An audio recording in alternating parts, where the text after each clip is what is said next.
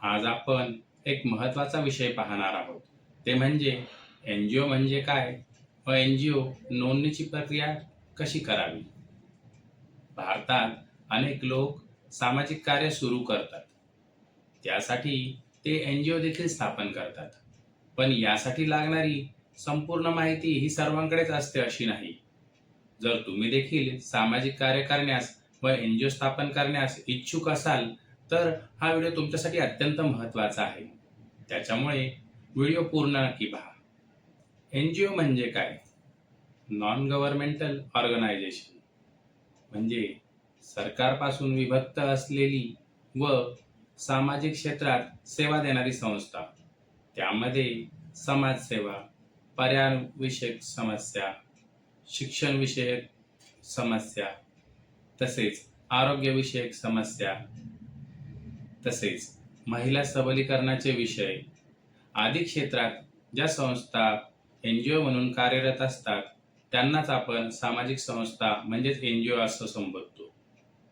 यामध्ये प्रामुख्याने महिला सबलीकरणाचे विषय मांडले जातात. आरोग्यविषय विविध कॅम्प भरवणे. मग काही कॅम्प ते निशुल्क असतात व काही अल्प दरात देखील त्यांच्यामार्फत घेतले जातात. तसेच जी शालाबाह्य विद्यार्थी आहे त्यांच्यासाठी काही संस्था काम करतात. आरोग्यविषयक समस्या, कॅन्सर असेल, कुष्ठरोग असेल, या क्षेत्रात अनेक संस्था काम करतात. त्यांनाच आपण एन-जी-ओ असं संबोधतो. सामाजिक कार्यासाठी बहुधा एन-जी-ओची स्थापना केली जाते. भारतात प्रामुख्याने 3 पद्धतीने आपण एन-जी-ओ रजिस्टर करू शकतो. त्यामध्ये प्रामुख्याने चॅरिटी कमिशनर यांच्याकडे आपण ट्रस्ट स्थापन करू शकतो. त्यामध्ये किमान 7 सदस्य असणं गरजेचं आहे. तसेच दुसरी जर पद्धत सांगायची झालीच तर सोसायटीज ॲक्ट अन्वये आपण या ठिकाणी एन-जी-ओ स्थापन करू शकतो.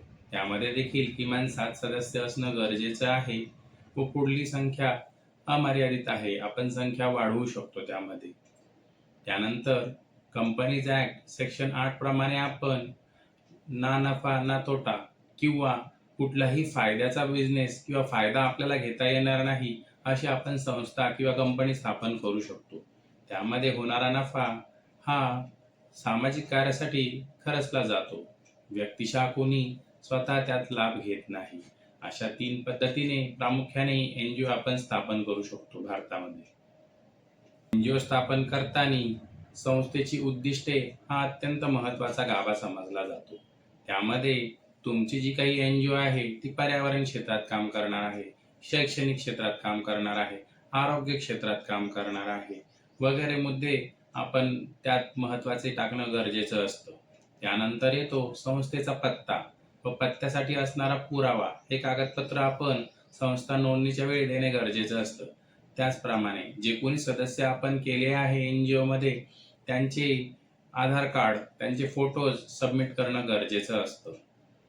याखेरीज आपण जर बघितलं तर संस्थेचे उद्देश हे अतिशय महत्त्वाचा विषय समजला जातो.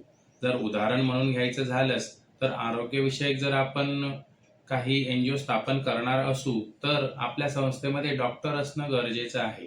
कारण की आपल्याला माहिती आहे की डॉक्टरांच्या मार्गदर्शनाशिवाय किंवा एखादं ऑपरेशन करायचं झाल्यास, एखादा डॉक्टरविषयक सल्ला द्यायचा झाल्यास त्यात डॉक्टर असणं गरजेचं आहे. मग बऱ्याच प्रसंगी आपला उद्देश व आपले सदस्य हे सर्व मॅच होणं देखील गरजेचं आहे. अन्यथा काही वेळा चॅरिटी कमिशनर यांच्याकडनं आपली संस्थेची नोंदणी ही केली जात नाही. त्यामुळे उद्देश हा भाग अतिशय महत्त्वाचा आहे. एकदा की एन-जी-ओची आपल्या नोंदणी झाली की 12A आणि ATG या पुढील नोंदण्या ह्या अत्यंत आवश्यक असतात. या नोंदण्या बहुधा आपली एन-जी-ओ लाँग टर्म चालण्यासाठी व ती लाँग टर्म चालण्यासाठी मदत होण्यासाठी अतिशय गरजेच्या असतात. यामध्ये ATG बद्दल सांगायचं झाल्यास जर एन-जी-ओला एखाद्या व्यक्तीने डोनेशन दिलं तर निश्चितच त्याला टॅक्समध्ये सूट मिळते.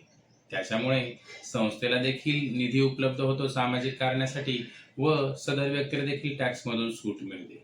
व 12A जे सर्टिफिकेट आहे ते संस्थेला कुठलाही टॅक्स बसूनही त्याकरता आवश्यक असते. त्याच्यामुळे ATG व 12A हे सर्टिफिकेट या नोंदण्या संस्थेसाठी निश्चितच आवश्यक असतात. एनजीओ स्थापन करतेवेळी व एनजीओ स्थापन झाल्यावर देखील अनेक लोक चुका करतात, तर त्या चुका आपण टाळल्या पाहिजे. त्यातील प्रामुख्याने सांगायचं झाल्यास काही लोक एनजीओचं नाव देतात व पुढे त्याची नोंदणीच करत नाही. त्याच्यामुळे कुठलीही संस्था टिकवण्यासाठी व वाढविण्यासाठी त्याची नोंदणी करणं, नोंदणीकृत संस्था असणं हे खूप गरजेचं आहे. त्यानंतर एनजीओचं स्वतंत्र अकाउंट असणं देखील गरजेचं आहे. काही वेळेला जी व्यक्ती एनजीओ चालू करते त्याच व्यक्तीच्या अकाउंटवरती व्यक्ती पैसे घेत असते व त्याद्वारे ती व्यवहार करत असते. आपण जरी ट्रान्सपरन्सी ठेवत असलो किंवा नसलो तरी देखील कायद्यान्वये सांगायचं झाल्यास एनजीओचे स्वतंत्र बँक अकाउंट असणं देखील गरजेचं आहे. त्यामुळे त्यात व्यवहार पारदर्शी देखील होतील व त्रयस्थ माणूस ज्यावेळेस संस्थेकडे अप्रोच करतो, त्याला निधी द्यायचा असेल किंवा त्याला काहीतरी त्या ठिकाणी डोनेशन द्यायचं असेल तर त्याला देखील स्वतंत्र अकाउंट असल्यामुळे त्याला देखील तेवढा विश्वास त्या ठिकाणी संस्थेविषयी वाटतो. तसेच ॲन्युअल रिपोर्ट हा चॅरिटी कमिशनर यांच्याकडे सबमिट करणं गरजेचं आहे.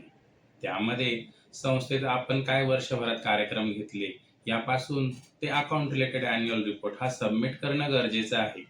त्याशिवाय संस्थेचं ऑडिट देखील कंप्लीट होत नाही व संस्था म्हणून किंवा एक शासन म्हणून त्यावर देखरेख देखील केली जाते व ही अकाउंटेबिलिटी आपल्यासाठी व समाजासाठी देखील तेवढीच गरजेची आहे.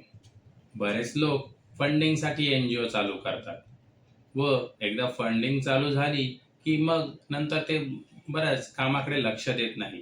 परंतु मित्रांनो, केवळ फंडिंग पुरते काम न करता सामाजिक कार्यासाठी आपण एनजीओ स्थापन केली आहे याचा विसर पडता कामा नये.